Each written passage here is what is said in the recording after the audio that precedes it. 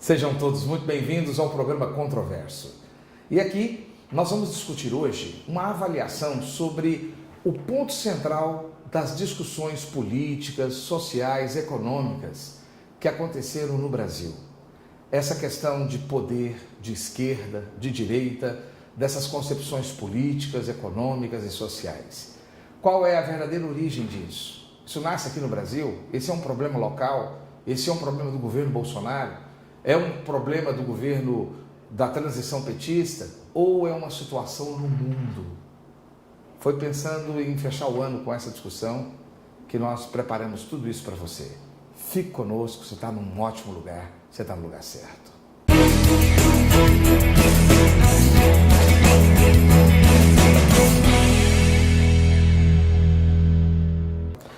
Esse ano 2019 foi muito diferente para nós aqui no Brasil. Nós temos um governo diferente em todos os aspectos. E não é só o governo que é diferente, não. A participação popular nas discussões e nos debates tem sido muito profícua. Todo mundo entende um pouco de cada um dos assuntos nacionais. Mas parece que essas discussões têm trazido muito conflito, muita briga. E é para trazer um pouco de clareza sobre isso que eu resolvi trazer o pastor Cristóvão Espírito Santo Júnior, pastor, advogado tributarista, um profundo estudioso de geopolítica de forma empírica, né? E um ativista também, um ativista desse nosso novo momento, dessa nova construção que está acontecendo no Brasil e no mundo. Seja muito bem-vindo, pastor. Eu agradeço, pastor Giovanni, pelo convite honroso que recebi. E é isso mesmo, né? Na verdade, você me chamou de ativista, mas é curioso. Na verdade, eu sou um cidadão que se preocupou com o país, não tenho nenhuma pretensão política, não estou vinculado a nenhum partido político, nem pretendo estar, não sou candidato a lá, nem serei. Mas, como cidadão, preocupei com a condição do país, com a situação que nós enfrentamos nos últimos anos, uma situação caótica em vários aspectos, e resolvi me posicionar de alguma maneira, pelo menos entender o que está ocorrendo, né? Fazer as minhas análises. Tive algum espaço, algum acesso na mídia. E, felizmente, muita coisa ocorreu nos últimos meses, eu entendo positivas em vários aspectos, o que não significa conforto, né? Falta de vigilância, temos que continuar vigilantes como cidadãos. Então, eu me enxergo nesse ativismo, mais como um cidadão consciente, buscando a verdade e buscando, de alguma maneira, contribuir melhor para o país. Eu vou me reportar ao senhor. Eu não vou lhe chamar nem de doutor, por ser advogado, e nem como pastor. Sim. Vou me reportar ao senhor como Cristóvão. Sim, pois não. Cristóvão, me fala um pouco do seu currículo, me fala um pouco do seu briefing, o que é que você tem feito, agido, e o que te tornou uma voz relevante nos programas de rádio, nas redes sociais, por que as pessoas querem te ouvir? O que é que você tem feito? O que você tem agido? Na verdade, eu comecei esse trabalho na minha igreja de origem, num programa de rádio, inclusive, de internet. Eu costumo brincar e dizer que é rádio de igreja pobre. Então eu comecei com um programinha de internet e esse programa ganhou alguma relevância, pelo menos no nosso meio naquele momento. E a partir dessas análises que eu comecei a fazer, a gente começou a estudar a geopolítica, a escatologia, né, os últimos dias, e começamos a associar as notícias de jornal aos acontecimentos escatológicos, né, o que está por vir. Nós, como cristãos, nós cremos na volta do nosso Senhor Jesus Cristo. Nós cremos que essa volta será antecedida por sinais, prodígios e maravilhas. Eu entendo que alguns fenômenos políticos mais recentes são quase milagrosos. Eu cito o exemplo, a eleição de Donald Trump nos Estados Unidos. Quer dizer, eu acompanhei esse processo eleitoral americano em 2016 e 2015 com muita profundidade. Donald Trump derrota 17 pré-candidatos republicanos tradicionais, consegue o número de delegados necessários na convenção republicana para se lançar à presidência, enfrenta a máquina democrata na mão da família Clinton nos Estados Unidos. Que ele vai enfrentar agora de novo. De né? novo, e se sagra presidente dos Estados Unidos. Quer dizer, deixa eu te fazer uma pergunta um pouco... Você acha que esse processo de impeachment que está sendo trazido para ele é a máquina democrática da família Clinton? Não diria só da família Clinton. O Partido Democrata passou por uma radicalização nos últimos 20, 30 anos. Ele assumiu o viés à esquerda? Totalmente. Se você pegar os pré-candidatos à presidência dos Estados Unidos do ano que vem do Partido Democrata, são todos socialistas assumidos. Eu cito dois exemplos. Bernie Sanders, que é socialista assumido, e Elizabeth Warren, que também é socialista. Então, os candidatos, todos os partidos que foram lançados, os pré-candidatos, são todos socialistas. O partido passou por uma radicalização nos últimos anos. A era Obama também favoreceu isso. Lembrando que Obama, que foi presidente durante 2 mandatos, era discípulo de Saul Alinsky, o grande marxista norte-americano, revolucionário. Hillary Clinton, quando estava em Colômbia, escreveu uma tese sobre Saul Alinsky, ela também era discípula de Saul Alinsky. Então essa mentalidade revolucionária já permeia o Partido Democrata há muitas décadas. E agora eles assumiram isso. Agora, por que assumem? Porque nós não podemos negar que os socialistas foram muito eficientes. Eles conseguiram levar a sua mensagem, tomar os aparelhos culturais, educacionais, a mídia, e consolidar uma população radicalizada. Então, se eles conseguem assumir o viés socialista agora, é porque a população já está receptiva ao socialismo. Isso já está ocorrendo nos Estados Unidos, né? Você pega pesquisas com jovens americanos, eles já estão abertos ao socialismo nos Estados Unidos, sem disparo de um tiro de uma revolução. Só pela máquina cultural, da mídia, da universidade, da educação. Mas se eles têm esse apoio tremendo do socialismo, por que o grande baluarte de apoio do Donald Trump nas eleições que derrotaram Hillary Clinton foi exatamente o líder soviético, o líder russo? Não, na verdade, essa história da colusão com a Rússia, do conluio, ela é fictícia. Na verdade, quem se utiliza da máquina russa para prejudicar Donald Trump são os democratas. Existe um dossiê que foi feito por um agente do MI6, que é o Serviço Secreto Britânico, ligado à Fundação Clinton, ligado ao Partido Democrata, à Convenção Democrata. Ele fornece um dossiê feito na Rússia, por russos, para prejudicar Donald Trump, com acusações de assédio sexual, etc., nesse dossiê. Ele traz o dossiê para os Estados Unidos, vende para o Partido Democrata. Não existe... Eu entendo. Né? Na verdade, o conluio foi com os democratas, mas é aquela velha estratégia. Eu vou acusar o meu adversário do que eu sou. É a velha estratégia. Mas fazer não existe uma proximidade desse capitalismo armamentista que o Donald Trump representa, né? Que ele está fortemente ligado à indústria bélica, com esse capitalismo também armamentista e especulativo russo? Não, mas são fenômenos diferentes.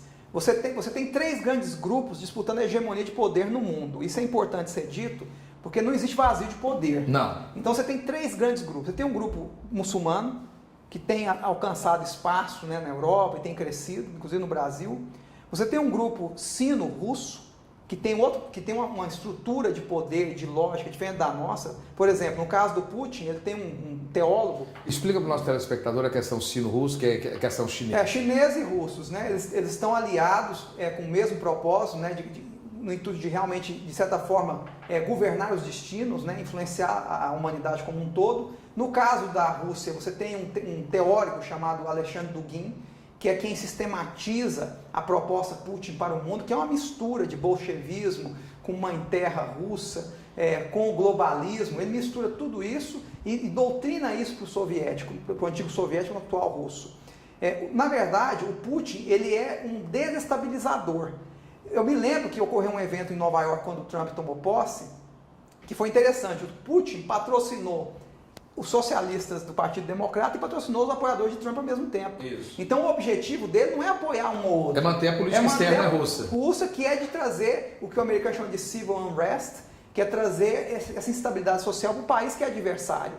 Mas na verdade, quem usufrui da inteligência russa para prejudicar o candidato foi o Partido Democrata. Só que para esconder isso, fizeram uma cortina de fumaça e tentaram jogar a ideia de colusão com os russos, que não deu certo. Tanto é que o Robert Mueller, que é um democrata e montou um time de democratas no FBI, investiga Trump por 2 anos, gasta 40 milhões de dólares e não consegue provar que houve colusão entre Trump e Putin. Porque não houve, na verdade. Não existe esse conluio. Você acha que toda essa organização que você está apresentando para nós aqui internacional, é isso que está trazendo tranquilidade para o Donald Trump de que esse assunto vai morrer no Congresso? Não, vai morrer no Congresso por 2 motivos. Se dependesse da Câmara de Deputados, que eles chamam da House of Representatives, que é a Câmara de Deputados dos Estados Unidos, eles perderiam o mandato.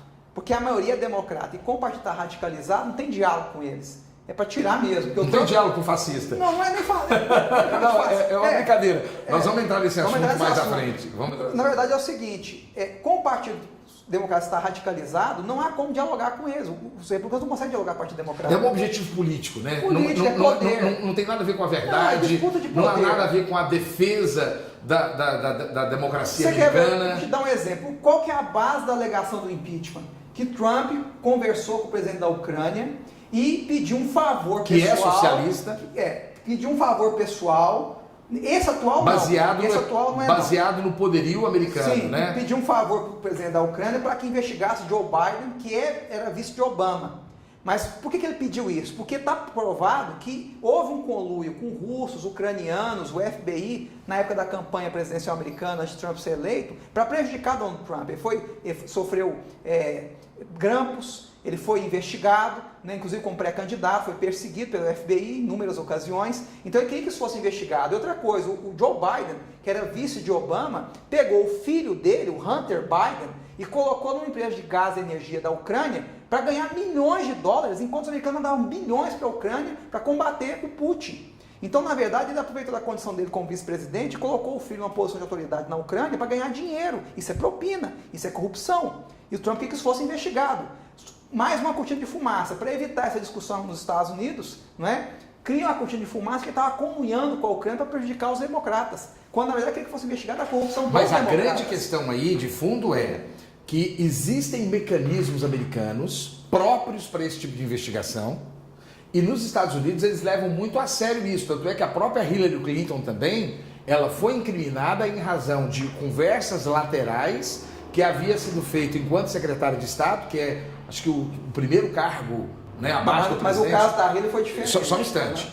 Mas que ela havia feito toda essa movimentação internacional fora do ambiente da liturgia do cargo. Não, Essa é a grande questão. O caso da Hillary é um pouco diferente, porque tem isso também, mas o problema dela foi o seguinte: ela perdeu 33 mil e-mails e ela usava o servidor privado dela para fazer mensagens confidenciais com os americanos, com Sim, os departamentos. lateralmente. No caso do Trump, não, ele ligou uma conversa que é gravada, que foi, inclusive, soltou a conversa inteira transcrita.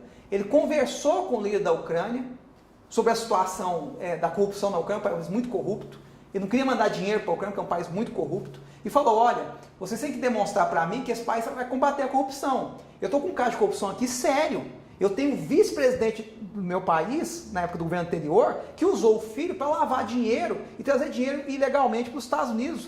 E tentando lavar isso, colocando ele num cargo numa empresa aqui na Ucrânia. Isso tem que ser investigado, isso é corrupção. Inclusive, os Estados Unidos têm um tratado com a Ucrânia para investigar a corrupção bilateral. Sim. Então, quer dizer, ele não fez nada de ilegal na conversa. Ele Não é só com a abertamente. Ucrânia, né? Ele falou abertamente. Uma série de países Sim. assinam esse tratado. Vou te dar outro exemplo. Esse mesmo Hunter Biden, que era filho de Joe Biden, foi para a China, pegou 1,5 bilhão para investir nos Estados Unidos e, de repente, o vice, que era contrário à China, no caso do Joe Biden, pai dele, se tornou o melhor aliado da China durante o governo Obama. Como é que explica isso? Será que não foi porque o filho assumiu a chefia desse investimento chinês nos Estados Unidos? Ele, que era um vice-presidente que era agressivo com a China, de repente arrefece a sua agressividade porque o filho vai comandar uma operação chinesa nos Estados Unidos? Então, a sua defesa, pastor havia corrupção a ser investigada. Então, a sua defesa é que não houve crime por parte do Donald Trump, porque ele usou os meios legais, dentro da liturgia do cargo, transparente, monitorados. Foi transcrita a conversa. Para fazer uma checagem, não de um adversário político simplesmente, mas de um processo de corrupção interna no seu país. Não, e outro detalhe, o Joe Biden só se lançou candidato quando ocorreu a iniciativa de investigação na Ucrânia da sua vida. Ele não era para ser candidato para os Estados Unidos, ele é uma pessoa totalmente incapacitada, ele está com vários problemas de saúde, não tem condições de ser presidente. Mas ele foi lançado para justificar o processo de impeachment, para dizer que estava perseguindo um adversário político de Trump. Ele não era para ser candidato à presidência. Ou seja, o processo de investigação é anterior. O processo de investigação é anterior. Você estava comentando conosco que tem 2 pontos que protegem o Trump contra a provável... nesse processo de impeachment. Primeiro, a verdade. Ele, tecnicamente, ele que não é cometeu isso que você acabou de colocar. Agora tem um outro fato, que é um fato objetivo. Quem controla o Senado são os republicanos.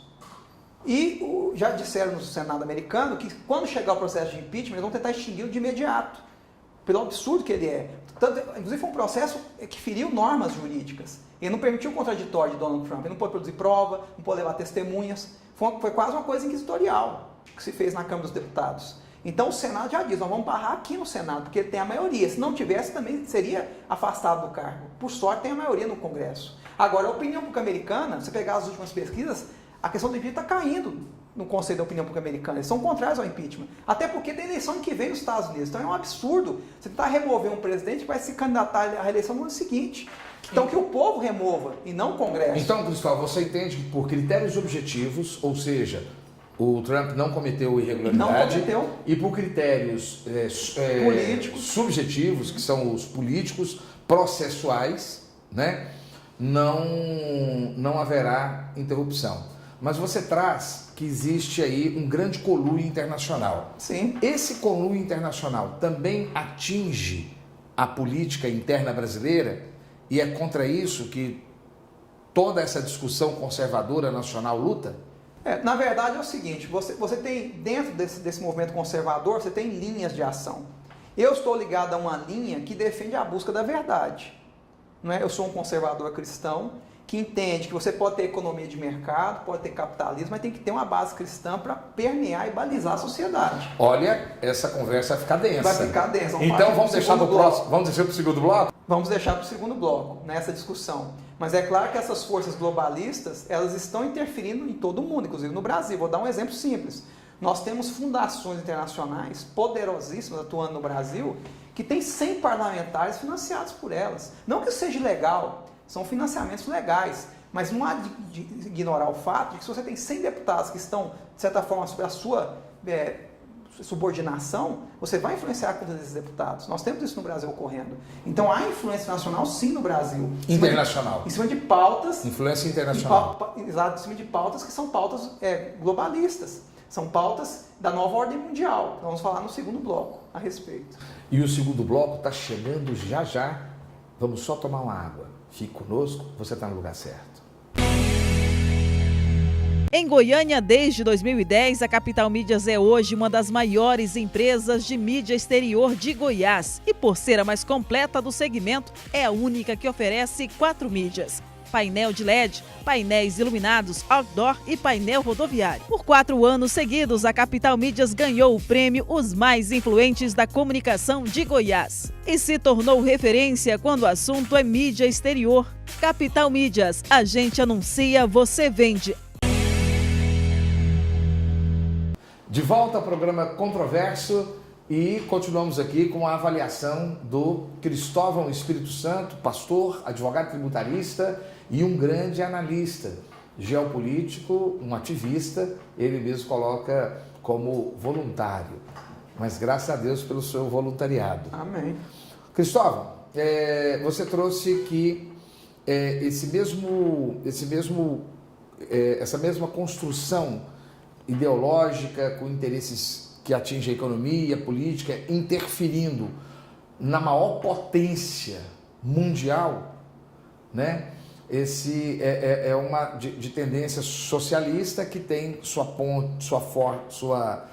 a sua estrutura principal na aliança russo-chinesa, né? Sino-russa. Existe uma inteligência na concepção que você representa, que você estuda, existe um grupo central desse raciocínio? Vamos lá. E esse grupo, ele está na Rússia e na China? Eu citei no bloco anterior, eu citei 2 forças globalistas importantes. Vamos entender o que é globalismo. Globalismo é uma filosofia, vamos chamar assim, uma cultura, que tem por propósito permitir uma governança global, né? Por consequência, eu tenho uma diminuição de soberania local, e eu tenho tudo centralizado em organismos supranacionais que governariam o mundo. Em razão da economia, né? Em razão da economia, a economia e o mercado. Da cultura, da política, vai influenciar tudo, né? Uhum. Agora, não é só muçulmano, russo e chinês que estão envolvidos nisso. Até no caso norte-americano, nós citamos no primeiro bloco, eu tenho uma forte influência de grandes corporações. Essa era a minha pergunta. Você coloca sobre a questão dos muçulmanos, e essa, para o telespectador internauta, é muito importante você entender. Eu estive na Europa agora recentemente. O cristianismo está longe de ser uma religião hegemônica no mundo, né? Os muçulmanos hoje, eles estão num crescente absoluto, imenso, invadindo todas as nações, juntamente com os seus refugiados, mas eles levam uma forte conotação, como no passado o judaísmo aconteceu, e também até mesmo o próprio cristianismo, ele começa com essa diáspora, né? com essa saída dos cristãos. Mas hoje há uma forte tendência mundial a um processo de religiosidade muçulmana, né? E, por outro lado, a China vem com essa forte concepção chinesa de eficiência. Hoje ela já absorveu os japoneses por completo, né? Então ela traz um conceito de inovação, tecnologia profunda e de organização também administrativa, de controle administrativo, né? Como é que fica esse imperialismo americano tão propagado e esse controle americano? Vamos lá. Na verdade, a ideia dessa governança global é desconstruir a nação norte-americana nos seus fundamentos. É o fim dessa hegemonia norte-americana? É o fim da hegemonia, para que isso seja transferido para um ente supranacional que faria esse controle de governança globalizada. Que não vai ser mais por países, mas por interesses, né? Então, por exemplo, interesses empresariais. O cristianismo norte-americano não é conveniente para essas novas estruturas. O patriotismo tão cantado e decantado dos americanos não é conveniente para essas novas estruturas. Então eu preciso desconstruir isso. E eu quero noticiar que eles estão sendo muito eficientes nesse processo. Até porque internamente nos Estados Unidos, grandes corporações já abraçaram essa causa da governança global e estão impondo novos valores culturais, filosóficos, né, econômicos, que são valores de descristianização. Então o que nós estamos sentindo no Brasil, do que você está trazendo, é tão somente um reflexo. Nós somos um efeito colateral. Mas só que tem um detalhe aqui importante. Nós que eu falo na América Latina, no Brasil, é um efeito colateral do ataque que os americanos estão sofrendo. Mas tem uma questão muito importante que serve para lá e serve para aqui, que é o seguinte: o povo, o homem comum, ele continua conservador e cristão. E patriota. Principalmente nos países em desenvolvimento. Porque isso é uma vantagem estar num país subdesenvolvido. Essa é a vantagem. As coisas boas demoram para chegar, mas as ruins também. Tem essa vantagem. Então nós temos ainda o que a gente chama de residual da força bárbara, ou da força telúrica, ou da força da terra, que é essa essência do homem comum. Nós ainda temos isso. E esse homem comum... Residual da força telúrica, força básica, força da terra. Guarde isso aí, muito importante. Nós ainda cultivamos isso. Então, a maioria das pessoas ainda Se é certo ou errado é uma outra questão para discutir. Mas nós somos conservadores cristãos na base. Ainda somos. Não tem como chegar lá na minha casa, lá em Guapó, lá em Hidrolina, lá no interior, e falar assim, a partir de agora, cada um é o sexo que quiser. Não. Né? Agora a terra aqui é uma enxada para todo mundo. Exatamente. Não tem como implantar uma ideia dessa. Porque a maioria das pessoas ainda cultiva, por causa do cristianismo, essa base moral ética, filosófica, religiosa e também econômica. Essa então, terra é minha, esse lugar é meu, se cair aqui para dentro, eu vou passar fogo. Individual. Vamos lá. E o que ocorreu? Um divórcio desse povo comum, desse homem comum, com a elite burocrática tecnocrática. Então essa elite tecnocrática que controla os aparelhos de Estado, controla o judiciário, o legislativo, o executivo, no mundo inteiro, principalmente no Ocidente, essa elite passou a cultivar outros valores que não são mais compatíveis com os olhos da maioria da população. E ela passa a enxergar essa população como um obstáculo aos seus objetivos. Essa população é uma população atrasada, cheia de crendices, ela tem que ser transformada, até destruída, para que os valores de uma elite burocrática, intelectual, administrativa prevaleça. Então, nesse processo é que nós estamos. Então, o povo olha para o Estado, peraí, esse Estado que está aí não reflete o que eu sou. Mas não sou eu que financio com os meus impostos esse Estado, diretos ou indiretos, não sou eu que sustento esse Estado. Por que ele não reflete o que eu acho, o que eu penso sobre as coisas? E é o que está ocorrendo no mundo inteiro. As populações estão sendo divorciadas dessa elite burocrática e Boris Johnson na Inglaterra, Trump nos Estados Unidos, Bolsonaro aqui, no Paraguai, na Grécia, são gritos de uma população dizendo, olha, esse Estado que está aí, ele não me serve, e eu vou pegar um vaso imperfeito, porque são todos imperfeitos, vou pegar um vaso e vou colocar para falar por mim, para essa elite arrogante e prepotente. É isso que nós estamos fazendo. Então, Boris Johnson, Donald Trump, Bolsonaro é a pedra na janela? É a pedra na janela, a resposta, é o vaso que o povo comum escolheu para dar um recado para essa elite exatamente o que essa elite culta, intelectual, burocrata, que na sua concepção, que está contaminada e ela é o estabelecimento daquela contracultura da nova ordem mundial. Anticristã. Anticristã. Eles estavam estruturando o país... Impondo a sua agenda. Impondo, que é culta, com uma conversa densa, mais prolongada. Precisa de pessoas incultas, um pouco grosseiras, de frases curtas, que representa essa força telúrica da sociedade, ou seja, esse homem simples, padrão, esse americano branco que está desempregado, esse europeu que está desesperado também com a invasão muçulmana, esse brasileiro que se sente não representado por essa elite. Eles são a pedra na janela. Sim, um detalhe. Ao mesmo tempo, o Donald Trump em especial, porque está há mais tempo, então é mais fácil analisar o governo do que o governo Bolsonaro, que é recente, o Donald Trump demonstra que conservadorismo com liberdade econômica funciona. Os americanos estão vendo um momento de prosperidade quase inédito nos últimos 50 anos. Você tem hoje os menores índices de desemprego entre negros, entre latinos, entre mulheres, em 50, 60 anos, por conta da liberdade econômica propiciada no país.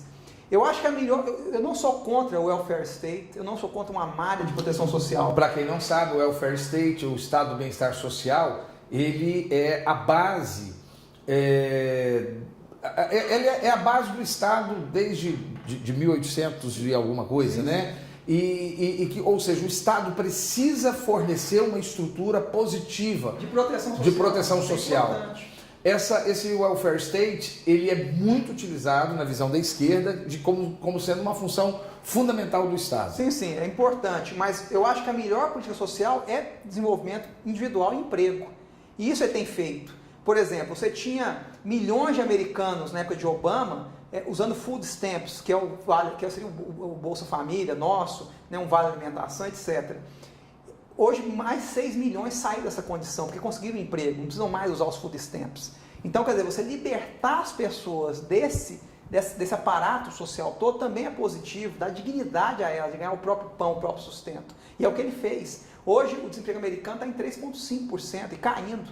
O PIB cresceu vertiginosamente. Mas o que se questiona muito nessa discussão direita e esquerda aqui no Brasil, de liberalismo, do liberalismo contra a proteção da malha social, que essa é outra discussão que tem aqui no Brasil, é de que nós temos uma história diferente da história americana. Existe um patriotismo real americano, onde eles realmente se preocupam com o país, aquele sentimento de neighbor, de vizinhança, né? Eu sou seu vizinho, então eu preciso te proteger, inclusive armado. Estou atacando meu vizinho. Passa a mão na arma e abre o fogo para proteger você, que inclusive faz parte da visão judaica, né? A construção do povo judeu, cada um com a sua arma, um protegendo seu vizinho. Não é isso? Os cristãos também, que tomam posse da estrutura americana, os Pilgrims, né? Sim. Eles vêm fortemente armados, né? Não tinha nenhum crente bonzinho. E com muita fé. Não, inclusive os xerifes eram... O Velho Oeste foi conquistado. Inclusive pastores, eu falo isso, eu tenho até medo de falar isso no ar, mas pastores pistoleiros, ou seja, que também defendiam as comunidades a bala. Mas esse sentimento de comunidade é fortíssimo americano, né? Sim. Os condados americanos, tanto é que... Tudo é muito municipalizado. Tudo é muito municipalizado, o poder é municipalizado, o xerife é escolhido, votado, né? O promotor é eleito, o juiz também, alguns níveis de juiz são eleitos, que esse sistema todo não funciona no Brasil. Não. Aonde aqui é uma especulação, a elite aqui, ela é maligna para com o povo, porque ela realmente quer sugar, levar e morar fora. Você consegue fazer esse parâmetro? Então, vamos lá, vamos por etapas. Assim, eu não vou colocar no mesmo cesto todo o empresariado brasileiro. Não. Não estou falando do empresariado. A maior parte do empresariado brasileiro, a maioria que dá mais emprego são os pequenos e médios empresários. Esse está fora daquele especulativo. Agora, Giovana, eu quero falar sobre metacapitalismo. É importante falar sobre isso.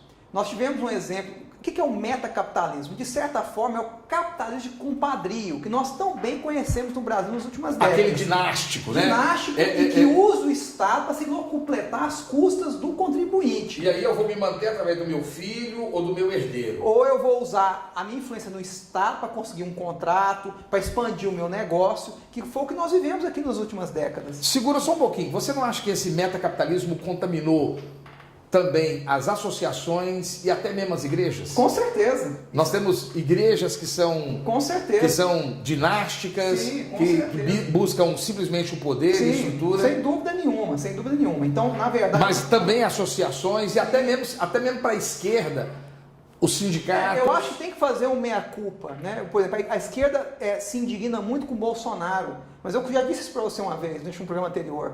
Bolsonaro é fruto da incompetência da própria esquerda. Concordo. Se não tivesse sido, o pai do bolsonarismo é o lulismo. incompetente que não está aí. O lulopetismo pariu. Exatamente. Pariu o bolsonarismo. Situação. Então, com quer dizer, certeza. você tem que fazer a minha culpa. E elas não fazem a minha culpa. Não se faz a minha culpa. Por exemplo, você está falando de metacapitalismo, capitalismo de compadrio. Empresas imensas foram criadas com dinheiro do BNDES de forma injusta. O BNDES foi todo voltado a financiar essas empresas gigantescas. Deixando de financiar os municípios, Os pequenos né, empresários, os fundos constitucionais. Existem uma verba que vem do Congresso, que são, por exemplo, aqui no Centro-Oeste é o FCO, lá no Nordeste é o FNE. Então, esses fundos constitucionais, eles deveriam ser destinados a projetos locais.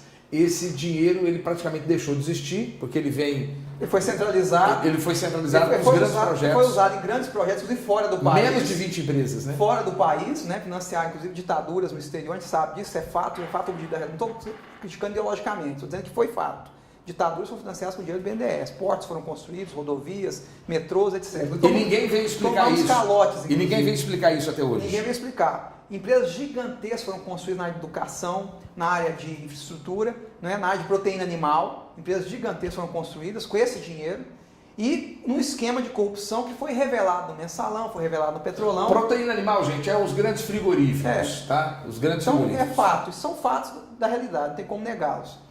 E isso é metacapitalismo. Então, o metacapitalismo ocidental é esse capitalismo de compadrio. O americano chama de crony capitalism.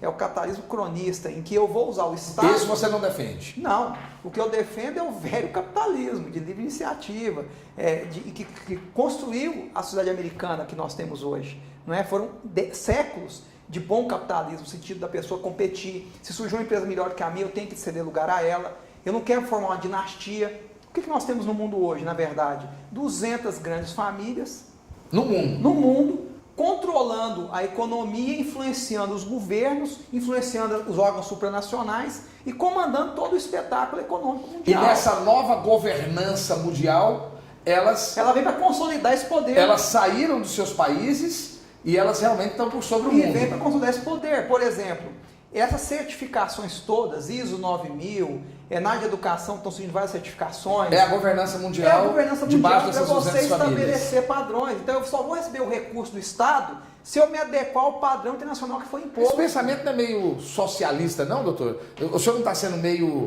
revoltoso? Não é revoltoso, não. É porque, na verdade, o socialismo contribui para esse processo, porque eu tenho que ter um Estado grande, centralizador, para viabilizar a nova ordem mundial. O senhor consegue falar em pelo menos 2 minutos, porque já me deram o sinal que eu tenho menos de 2 minutos, sobre a falácia, no seu ponto de vista, né? A falácia de que do socialismo soviético, e que quando teve a derrocada soviética em 84, que acabou o socialismo. Que acabou o socialismo e que, na verdade, haviam grandes empresas. Você consegue falar? Sim, rapidamente. Na verdade, quando cai o muro de Berlim, da noite para o dia surgem bilionários na União Soviética. Da noite para o dia. Bilionários soviéticos para o mundo. Para o mundo, e rapidamente, mas eles já estavam lá.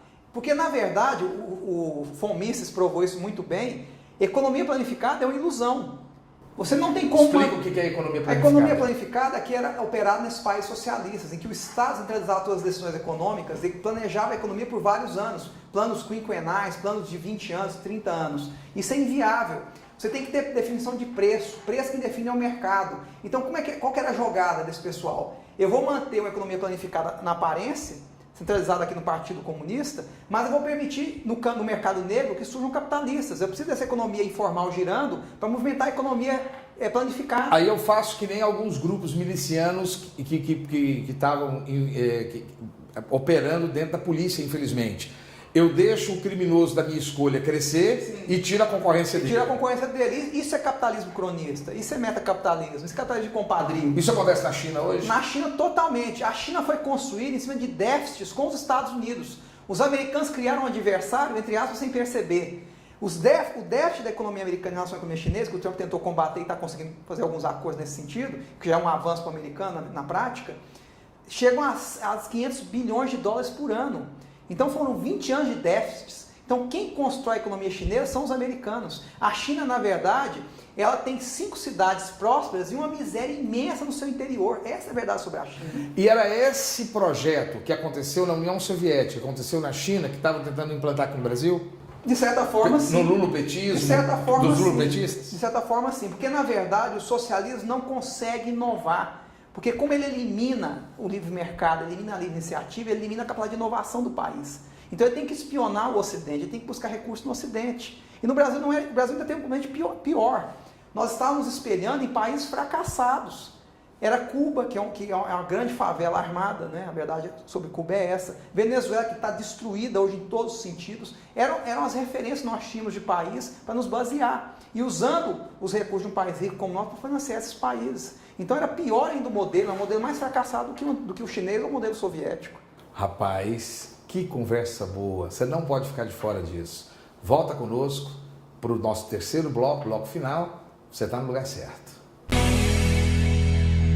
Em Goiânia, desde 2010, a Capital Mídias é hoje uma das maiores empresas de mídia exterior de Goiás. E por ser a mais completa do segmento, é a única que oferece 4 mídias: painel de LED, painéis iluminados, outdoor e painel rodoviário. Por 4 anos seguidos, a Capital Mídias ganhou o prêmio Os Mais Influentes da Comunicação de Goiás e se tornou referência quando o assunto é mídia exterior. Capital Mídias, a gente anuncia, você vende. Estamos de volta ao nosso programa de final de ano com o advogado e pastor Cristóvão Espírito Santo. Cristóvão, nós percorremos um grande caminho internacional a partir dos Estados Unidos, da política que está acontecendo nos Estados Unidos, do processo de impeachment do Trump e o que está por trás de tudo isso, a briga do conservadorismo com o progressismo, o que é que esse progressismo está vinculado à esquerda mundial, a essa visão sino-russa de socialismo, o que ele entra nas questões culturais, governança planetária e o que essa governança planetária influencia nos países, ela faz as suas interferências e essa guerra de poder que vai não só da questão política, que ela extrapola a questão política, e política tem a ver com limites, né, de fronteiras, e essas fronteiras todas foram quebradas. Mas também eles penetram na própria questão cultural, mundial e assim por diante. Eu quero pegar todo esse painel e trazê-lo agora para o que está acontecendo no Brasil. Como você entende que tudo isso entrou dentro de um funil e foi pingar no Palácio do Planalto e se manifesta através dessa briga profunda das redes sociais e que tem interferido no jantar, na ceia de Natal, polarizando pessoas e assim por diante? Na verdade, assim, eu até defendo o diálogo, mas eu acho que num cenário tão polarizado é muito difícil haver o diálogo. Por conta daquela força telúrica, por conta de uma elite construída, exatamente, e de uma mudança que está sendo proposta. Há uma perda de poder, né? Houve uma transição de poder. Então você tinha uma situação de poder anterior que já não existe mais, pelo menos em parte. Quem detinha o poder anterior? Quem detinha o poder eram os sindicatos, os partidos de esquerda, não é? Uma elite empresarial cronista, né? Ligada a esse capitalismo de compadrio. E por maus políticos corruptos, desonestos, eles é que detinham o poder anteriormente. De repente vem esse vaso desse povo esquecido, desse povo comum, que é o Bolsonaro, e fala, nós vamos mudar esse paradigma, queremos uma nova forma de fazer política. A esquerda brasileira, representada pelo lulopetismo, eles entendem que só tem esquerda no Brasil a partir da posse do Lula como presidente da República. Não, eu acho uma posição ingênua, porque se nós pegarmos o governo Fernando Henrique Cardoso, várias pautas da esquerda ele abraçou também. Ele abraçou o desarmamento, que é uma pauta da esquerda. Ele abraçou a questão de direitos humanos, né, que é uma pauta da esquerda. Ele abraçou várias pautas da esquerda. E eu me lembro o conservador liberal, ele não abraça pautas de direitos humanos. Ele acha que isso não é importante. O conservador liberal abraça pautas de direitos humanos não necessariamente ligadas à visão socialista. Por exemplo, quando o Bolsonaro assumiu, ele prometeu, ele fez, não só prometeu como executou, um 13º do Bolsa Família, que era inédito, que só foi possível porque ele combateu as fraudes do Bolsa Família. Mas isso não é assistencialismo? Num país como o nosso, com tanta gente sofrendo, é necessário. Eu te disse mais cedo, o que eu defendo, o emprego com melhor política social. Essa é a melhor, é libertar a pessoa disso. Eu não quero a pessoa usando isso como um instrumento eleitoreiro, como muitas vezes é usado no Nordeste, por exemplo. É muito acusado esse conservadorismo, inclusive com um forte viés evangélico, da participação e a influência que tem tido as igrejas cristãs no atual governo, mas ela é muito acusada de insensibilidade social. De forma alguma. Você vê que as políticas sociais de Bolsonaro é imensa, continua sendo feita da mesma forma, até melhorada, se tem o exemplo do Bolsa Família. Então, essa preocupação continua existindo. O Nordeste tem recebido uma atenção especial do governo federal, né? Postos artesianos sendo abertos, tecnologia vindo de fora para viabilizar a melhoria da condição do sertanejo. Então, essa preocupação tem que existir, até porque ela é cristã. A minha tese é a seguinte: eu não preciso do socialismo me ensinar isso. Eu tenho o cristianismo me ensinar sobre isso. Você acha que o cristianismo é que trouxe essa herança? Essa herança? Com certeza. Explica isso pra gente. Quem cria os hospitais são as ordens cristãs. Quem cria o conceito de caridade, como nós conhecemos hoje, é o cristianismo. Então, quem construiu a civilização ocidental e permitiu esse avanço científico, tecnológico, foi o cristianismo que trouxe tudo isso. Porque ele preza a liberdade. São as casas de beneficência. A casa de beneficência, os mosteiros, não é? As ordens religiosas, depois vem o protestantismo também, abraça isso. Você vê nos Estados Unidos, as universidades, por exemplo, recebem financiamentos imensos de grandes empresários. Né? Stanford foi toda construída com dinheiro privado, que é uma grande universidade americana. Harvard foi criada por John Harvard, que era um seminarista protestante. Princeton era um seminário protestante. Então você vê essa influência do cristianismo na formação da cultura. O prêmio Nobel, né, veio do... Tem uma raiz também cristã. Então, quer dizer, as grandes estruturas do Ocidente foram construídas pelo cientista sueco descobriu a dinamite, ficou multimilionário, na hora que ele ficou compadecido, porque a ideia dele não era essa, não era ser usada para guerra, e pegou toda a sua fortuna e montou uma fundação que premiasse a paz. Isso é ética cristã. E eu não posso, a pretexto de construir uma nova sociedade, em tese perfeita, destruir esse legado. Por isso a ideia de conservadorismo. Eu quero conservar o que é bom desse passado. Progredir, sim, mas preservando aquelas estruturas que me favorecem. Aonde é que o pessoal percebe que a igreja moderna ela se torna uma entidade insensível com essa miséria? Não, eu acho assim, talvez essa ênfase na captação de recursos pela igreja, não é? A gente tem igreja que às vezes ministra 5 vezes no mesmo culto pedindo dízimo, não é? Isso é complicado. Às vezes uma igreja imensa tem uma obra social muito pequena, isso também é um problema. Essas distorções são visíveis. Então você está se reportando àquela igreja tradicional, a igreja mais antiga. Então. Sim, a igreja mais antiga que tem uma obra social. Você não reconhece a obra social, pastor? E aí é uma situação delicada, se o senhor não quiser comentar esse assunto, tudo bem. Não vai nem para o ar. Eu já te falo agora.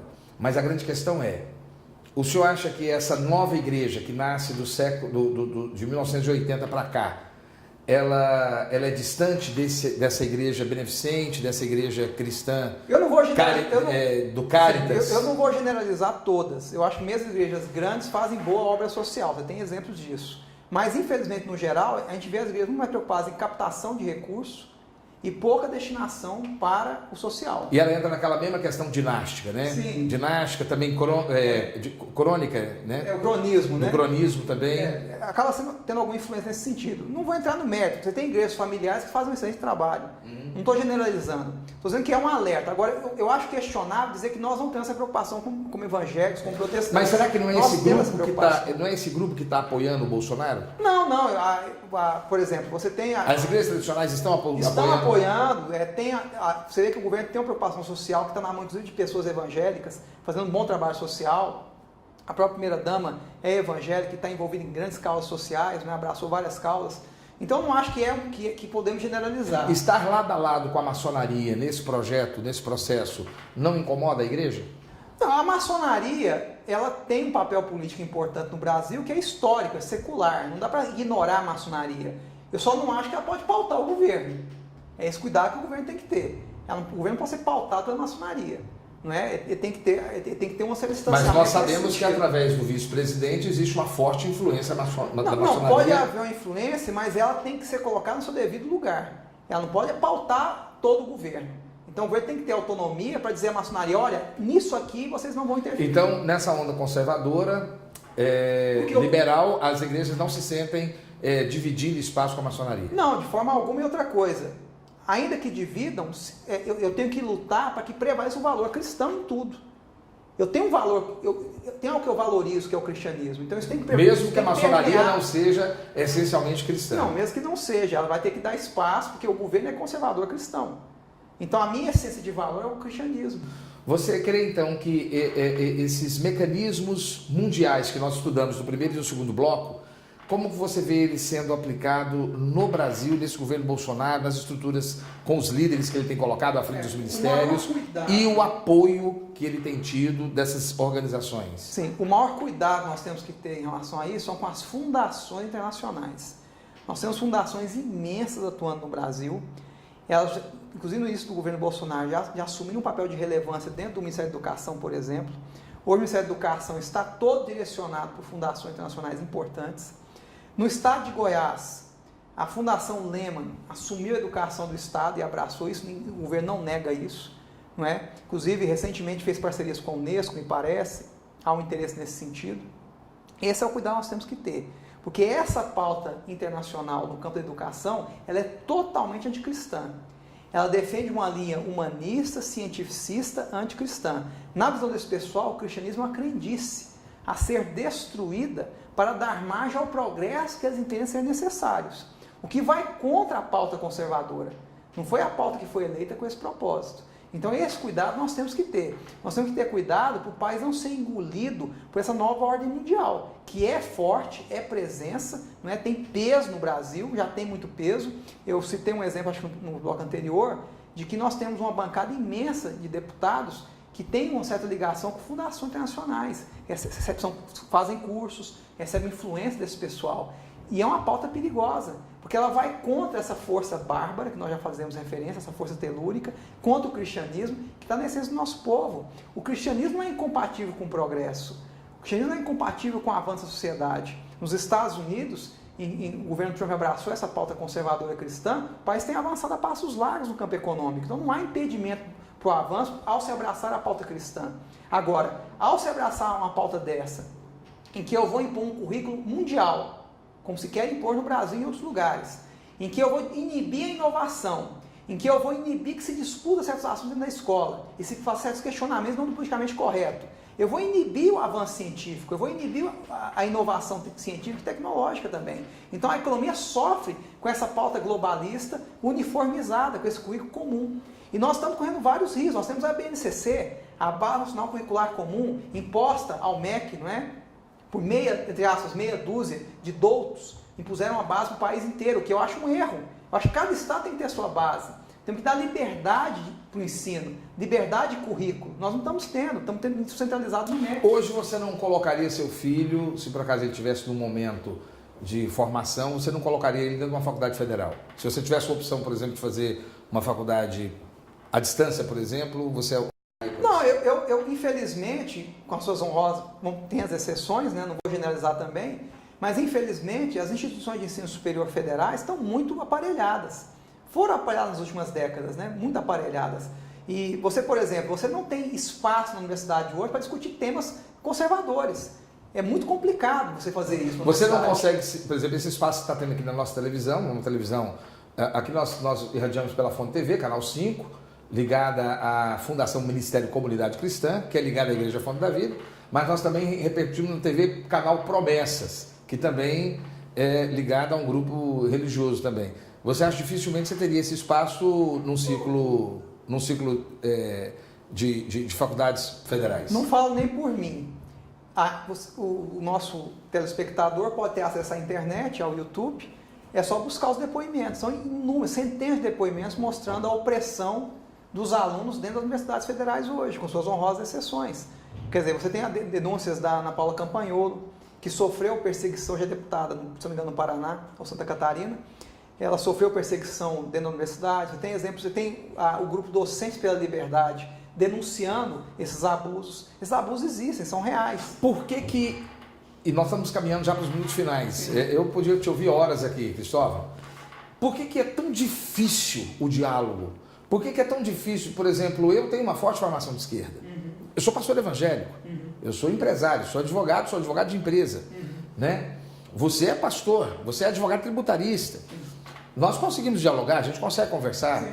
Eu te ouço, não concordo com tudo que você está colocando, vou pegar algumas questões que você trouxe, vou fazer minhas pesquisas.